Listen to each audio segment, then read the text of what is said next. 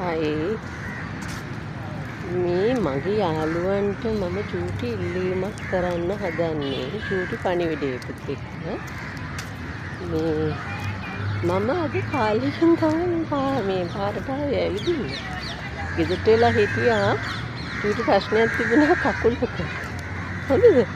ඒ ওই කකුලේ අමාරු නිසාම මේ අවුරුද්දේ පෙබරවාරි මාසේ මගේ මේ මාපට ඇඟිල්ලක් ඩැමේජ් වුණා. ලොකු ප්‍රශ්නයකුත් වුණා. මට ඇවිදින්න විදිහක් නැතුවම හිටියා. ඊට පස්සේ මම ගිහිල්ලා වෛද්‍යවරයා හම්බුණා මගේ. මම කතා කරාම මට MRI එකක් කරන්න කිව්වා. මම කළා.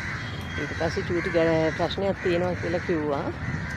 ඒ කියන්නේ කකුලට එන ස්නායුවක් කොන්දේ හරියෙන් ඒක ටච් වෙනවා හිර වෙනවා කියලා.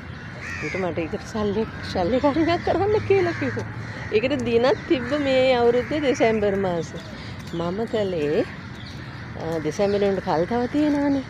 මම කළේ අර ඒ කියන්නේ බටහිර වෛද්‍ය විස්තරත් අරගෙන MRI එකත් අරගෙන ගිහිල්ලා මගේ නිවස ආසන්නයේම තියෙන මේ ආයුර්වේද රෝහල ගිහිල්ලා එතන මේ වෛද්‍යවරයාට මම කිව්වා මේ ටික කියන්න ඕන ආදරෙන් අහන්න.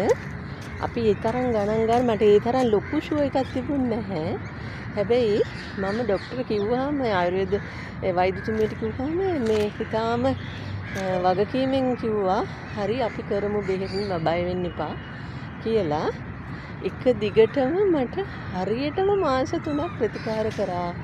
මම හොඳටම ප්‍රතිකාර ගත්තා. මම විවේකයෙන් හිටියා කියන හැමදේම කළා. මාස 3ක්ම මේ එක වර්ගයව කළා. ඒ කියන්නේ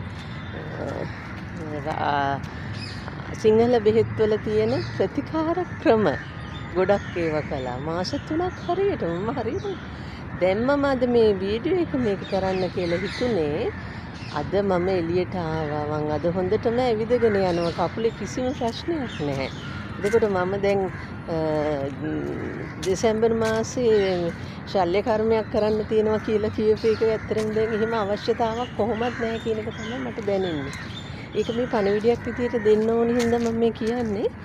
අපි බැහැර කරලා තියෙනවානේ ආයුර්වේද බෙහෙත් ක්‍රම ඒවට කල් යනවා. ඒ වගේ ඉක්මනින් සනීපන දෙයකට තමයි අපි යොමු වෙන්නේ. මට හිතෙන්නේ අපි ඒ තත්ත්වෙන් චුට්ටක් මිදෙන්න ඕන කියලා.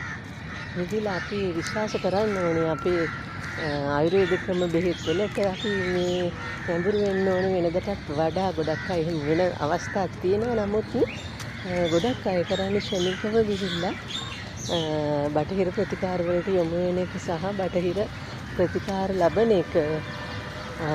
ඇත්තටම ඒව නරක නැහැනේ. ඒවත් හොඳයි. නමුත් මේ දේ තුල තියෙන ඇත්ත ඒ කියන්නේ සත්‍යතාවත් මට කියන්න ඕන වුණා. ඒකයි මම වීඩියෝ එක කළේ. යාළුවෝ හැමෝටම සුබ සන්ධ්‍යාවක්. දැන් මේ හවස තමයි මම මේ වීඩියෝ එක කරන්නේ. ආදරේ හැමෝටම.